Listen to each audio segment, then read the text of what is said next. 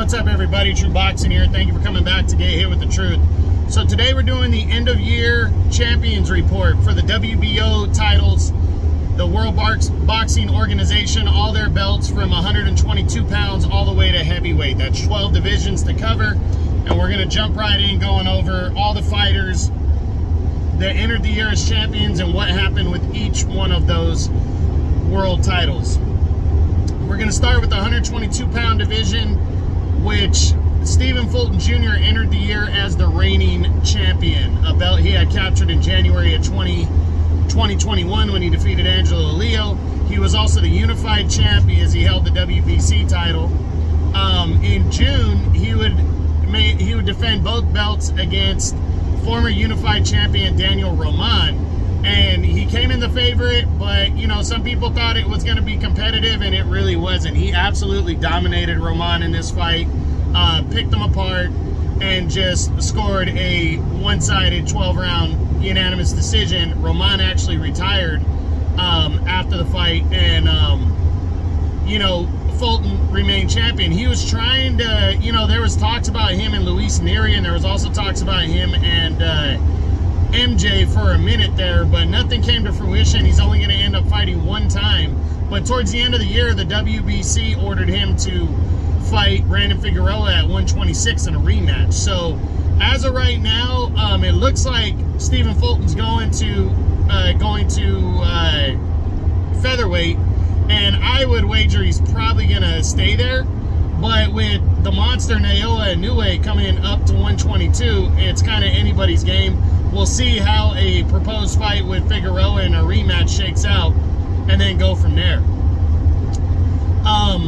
You know, whether he vacates the belts or not.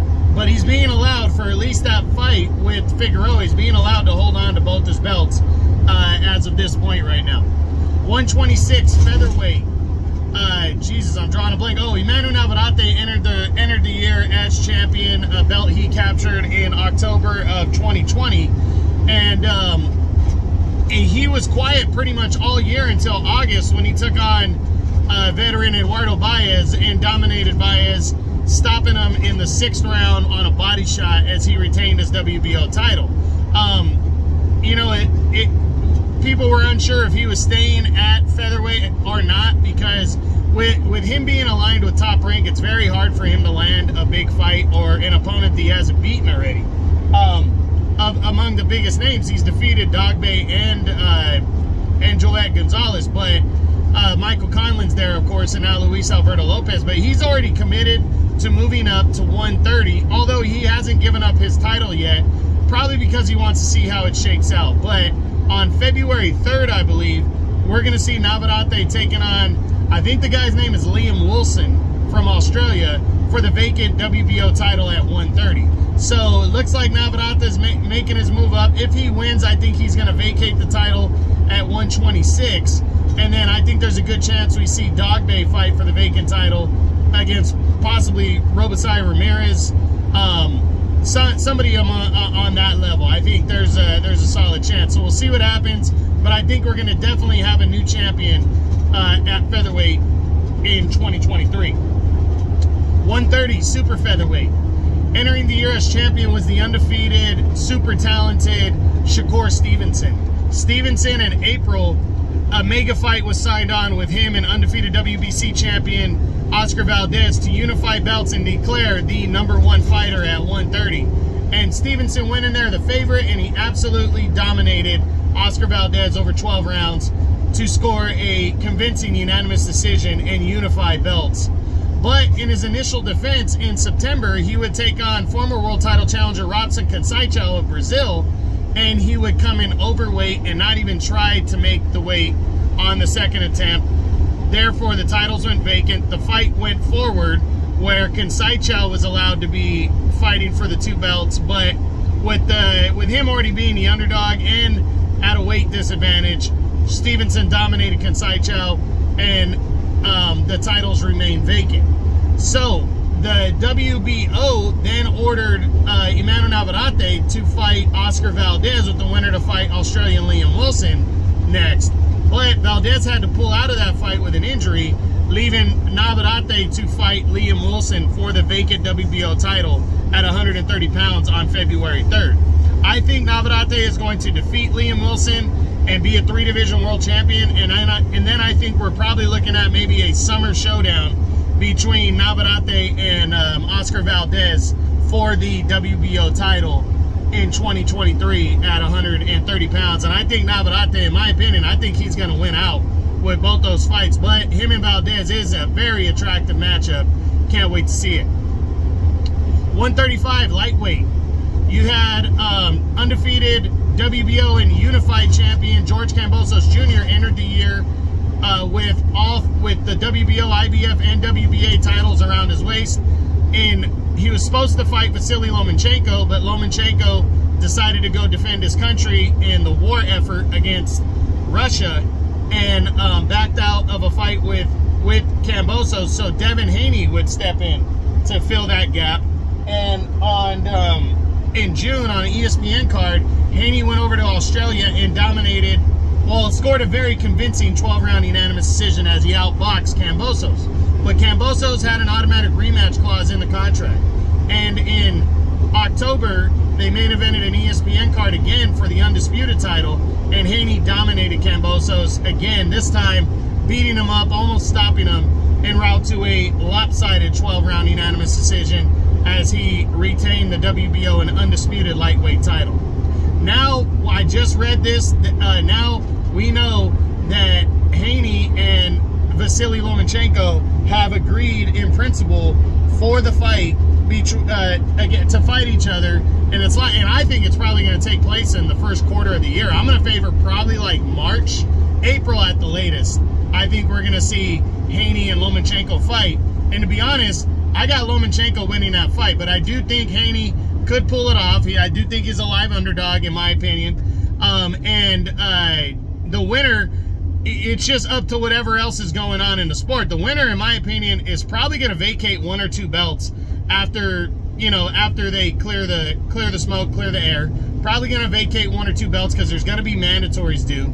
But also, if Gervonta Davis were to pull off the upset at 136, well, not upset, if he were to pull off the victory against Ryan Garcia in their catchweight fight at 136, I believe Davis, because he's the regular champ at lightweight, I think Davis could fight the winner of this bout in a mandatory showdown. But I don't believe that Davis is going to win that fight, and I believe Ryan Garcia, if he fights one of them, he might be able to squeeze down and fight the winner. But with the winner, especially if it's Lomachenko, because he's a small lightweight, would he want to fight Ryan Garcia after that? Davis, yeah, Davis is a smaller fighter, but Ryan would be a tall order. So it's just, we know what looks like it's going to happen in the first few months of the year.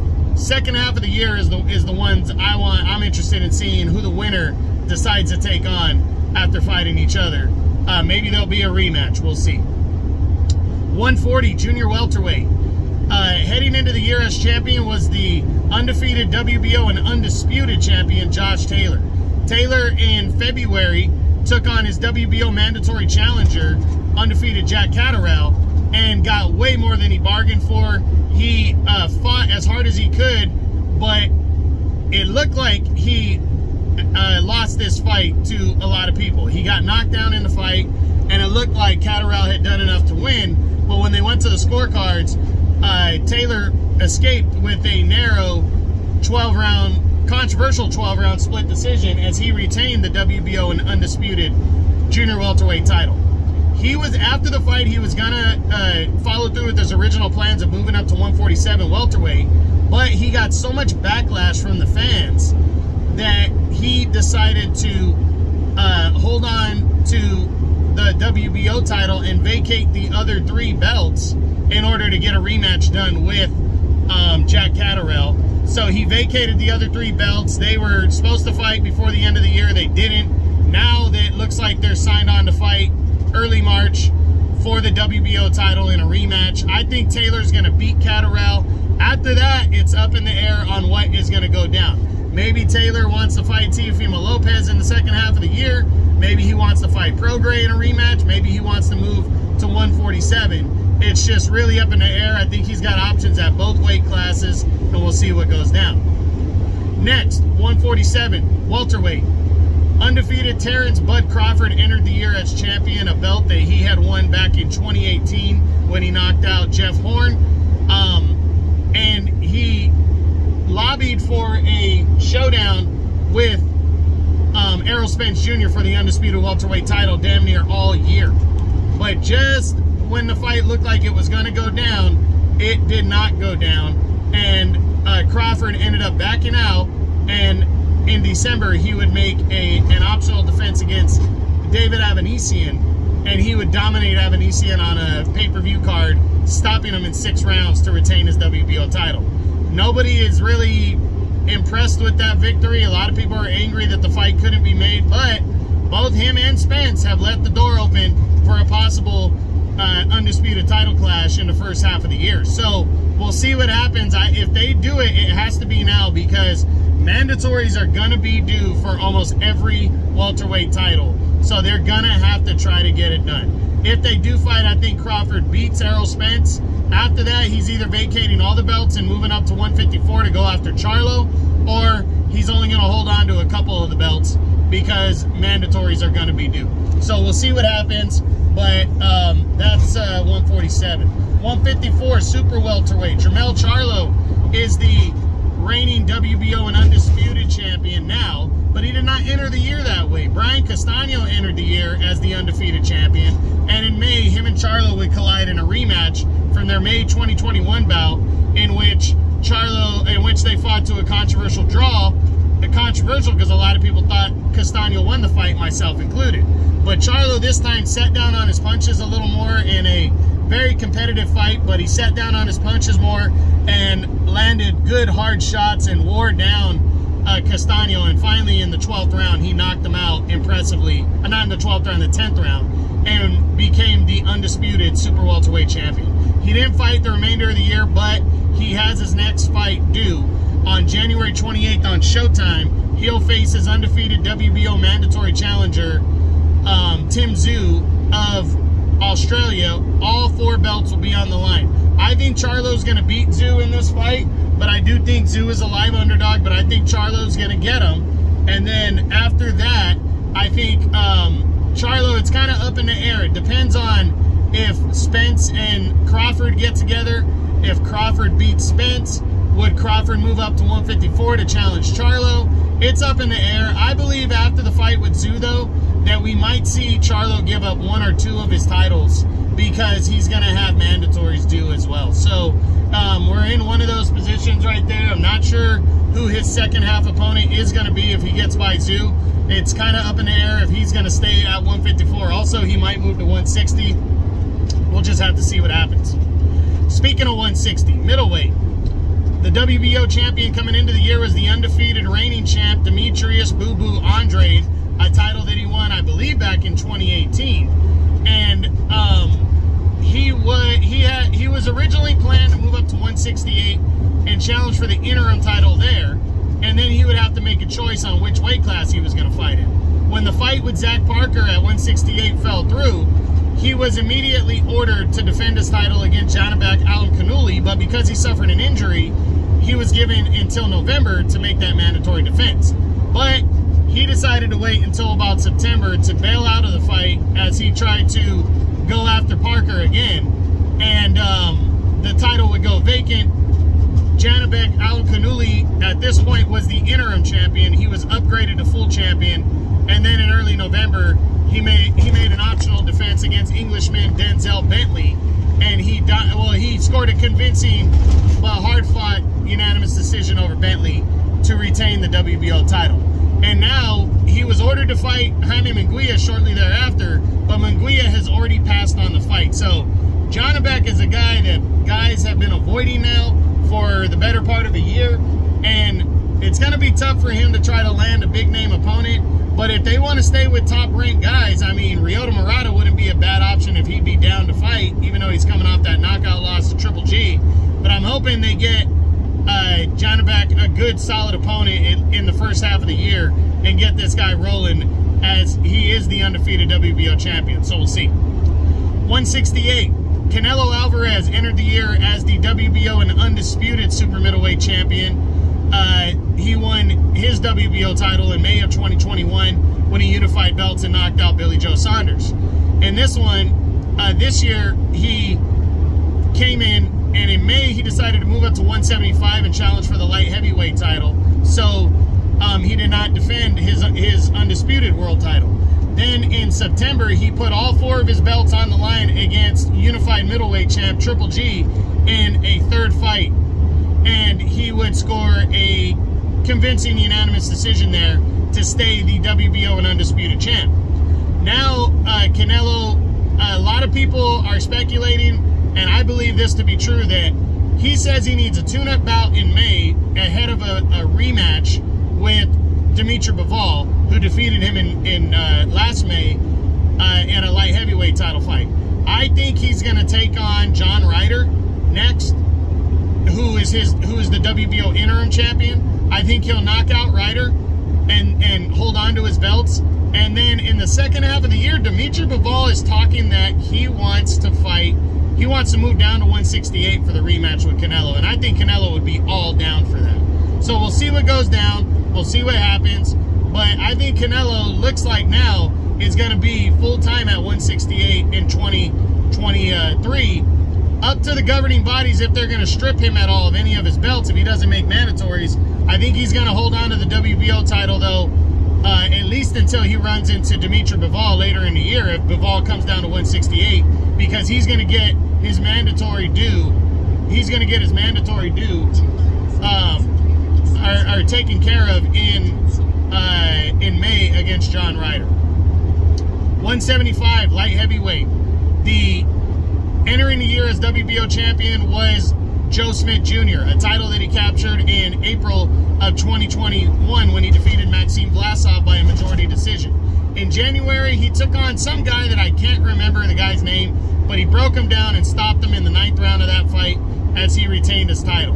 But then a unification bout with WBC IBF champion Arthur Beterbiev was looming. And in June, Joe Smith and Beterbiev squared off in an ESPN main event for the to unify light heavyweight titles. And a lot of people, you know, Joe Smith was the underdog coming in, but a lot of people felt he had a puncher's chance, myself included. He got tagged in the 1st round by Beterbiev and never looked back. Beterbiev totally dismantled him in just 2 rounds, stopping him impressively as he retained his WBO and unified light heavyweight championship of the world. And now he pushes forward towards, you know, he ended the year, he was supposed to take on Anthony Yard, his WBO mandatory challenger, but he got injured in training, so that fight got rescheduled. They are set to square off on Saturday, January 28th on ESPN. And personally, I think he's going to knock out Yard, and then it becomes interesting on what he does next. I think an undisputed title clash with Dimitri Bivol is possible. I think Callum Smith, his WBC mandatory, is possible. Jean Pascal and another guy are deciding the IBF mandatory soon. So I don't think he's going to go that route, but he definitely could, and he's definitely got the option. So we'll see what goes down, but I really hope we see Beterbiev and Bivol for the undisputed light heavyweight title before Bivol supposedly moves down to fight Canelo at 168 in the second half of the year, but we'll see what happens. 200 cruiserweight. Undefeated Lawrence Okolie entered the year as champion, a belt that he won in March of 2021 when he knocked out Krzysztof Glowacki for the vacant title. And early in the year, he would take on Mikhail Cieslak, tough Polish contender, and he ended up just scoring a workmanlike but convincing unanimous decision, scoring a knockdown, retaining his belt. The remainder of the year, he was in a legal battle with his promoter, Eddie Hearn, on when he was going to return and fight. But as it went yesterday, as I read, it looks like March 11th, he's going to return to make a mandatory title defense against David Light, who I believe is undefeated or got 1 loss. I think Okolie's going to beat David Light, depending on his promotional situation. I know he wants to unify belts at some point, so we'll see what goes down. But I think, you know, Okolie, the sky's the limit. This division's turning over. I think right now him and Jai Opetaia are the top guys. Hopefully he can get a unification bout with Opataya or Gulamirian in the second half of the year. But I think he beats David Light earlier in the year. And finally, heavyweight.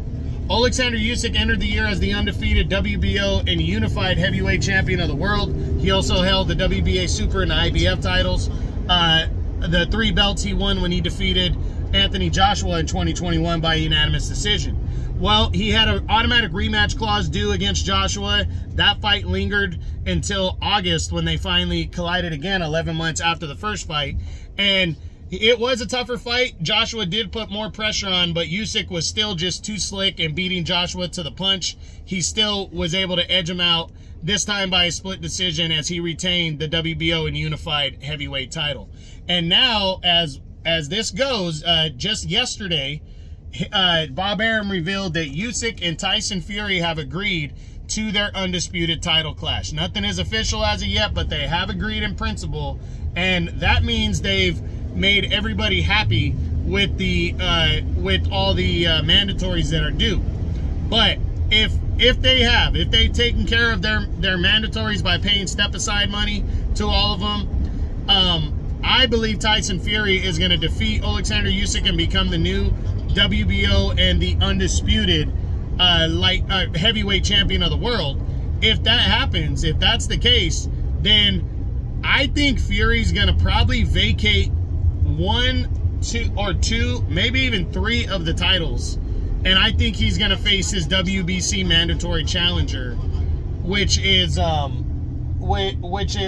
winner of the interim title fight between Andy Ruiz Jr. and Deontay Wilder, which is not official as of yet, but it's the proposed fight that's supposed to happen in the first half of the year.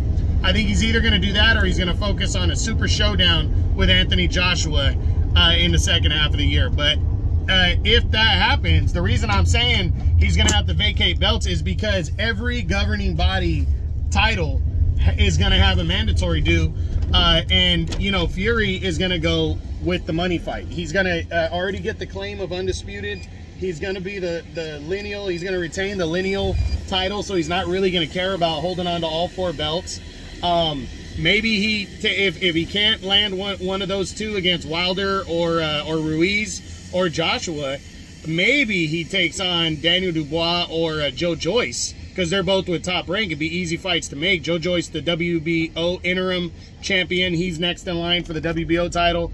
And Dubois the other champ, but he's gonna have to vacate something, and I believe he's gonna end up vacating the WBO title, and then Joe Joyce, the interim champion, will get upgraded to full champion, and then we'll see how it shakes out from there. Joe Joyce is a beast. So that's it. That's what I got. That is the end of year champions report on the WBO, the World Boxing Organization, with all the titles from 122 pounds all the way to heavyweight. I hope you guys enjoyed the video. If you did, smash the like button, leave a comment, subscribe to the channel. I appreciate any and all support. This is True Boxing. You've been hit with the truth.